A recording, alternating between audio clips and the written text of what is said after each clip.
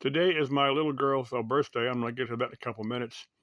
I'm going to start this video off with last video clip I showed that was World War II History Hunters. I think that's his YouTube channel. He's showing what his daughter had found. It was a vacuum tube.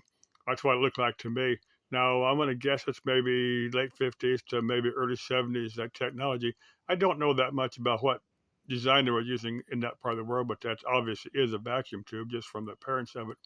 But anyway, yeah, it's a handful of people that that still use vacuum tubes. There's a few people that are nostalgic, and if that's your thing, that's your thing. I still remember electronic, vacuum tube circuits and stuff. I could draw you something off the top of my head, or find you some circuits from vacuum tubes.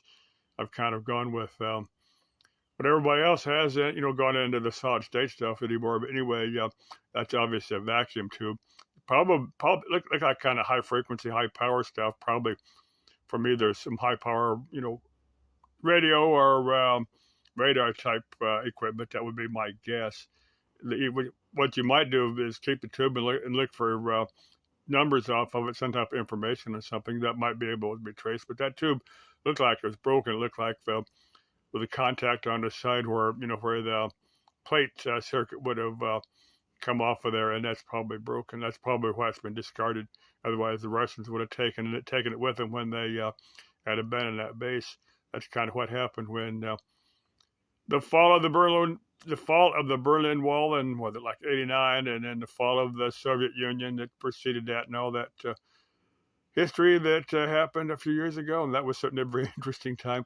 Now, next thing I'm going to cover for the one I covered for Wunderhüsse, that was a couple of days ago, that where someone had drawn faces in rock, and that one it looked like a cartouche. If you look at Egyptian writing, that's what the Egyptians, that was their language, that was the way they wrote stuff down. Apparently people can understand that, people can, it's a fairly phonetic alphabet, and it's apparently, from the people that can read it, say it's not all that hard, it's pretty easy to do. That's kind of what it looked like. That may not be the case, but that kind of looked like what Wunderhüsse was showing there was an Egyptian cartouche, somebody that probably can read Egyptian. Let's see. The next thing I'm going to cover is for Lori, her YouTube video where she's talking about people saying it's hard to exist now, and well, life has always been hard.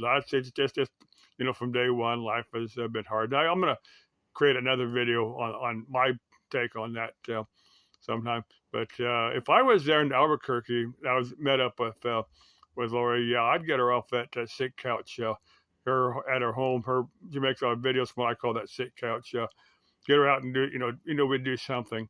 I don't know if we'd hit up a shopping mall or park or something, or I'd want to hit up some of the mountain trails. They're in the foothills of the Rockies. Some of the parks and stuff, some of the nature preserves in that part of the world. Maybe make a handful of videos in that part of the world and show that, Lori, that life doesn't have to be miserable.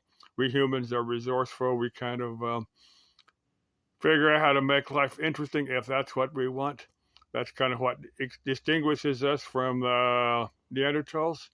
Actually, I find Neanderthals kind of interesting because as a genetic engineer, the genetic scientists say that we all have 3 or 4% Neanderthal DNA. That Neanderthals didn't die out. We were just we modern humans were just a little bit better at having babies, and we just kind of outbred them. We interbred with them and outproduced them. We integrated them into us. We are the descendants of the Neanderthals. I love to say that the Neanderthals didn't die; they just evolved. We all evolved. You see where I'm going with that? Last thing I'm going to cover is my little girl Lori. I want to wish my little girl a happy birthday on her birthday. She's said a few things on Facebook. She didn't comment on my YouTube videos. And Lori, feel free to comment on my videos. And I'm pretty sure my grandson Damien is watching my videos. And Damien, go wish your mother a happy birthday. Sometime we'll meet up and we'll throw a party somewhere.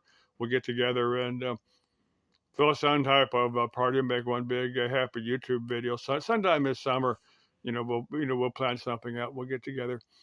Anyway, my little girl, she was born May 20th. I'm not going to give the year because she probably doesn't want to get her exact age out there. But anyway, she's like a tiny little thing when she's first born. She's light at about 5 pounds. And initially, until she got a bit bigger, I was kind of uncomfortable like carrying her around because she was kind of small. But, as she got a bit older, maybe about 4 or 5, I love to carry her around up on my shoulders. I seriously doubt she remembers that.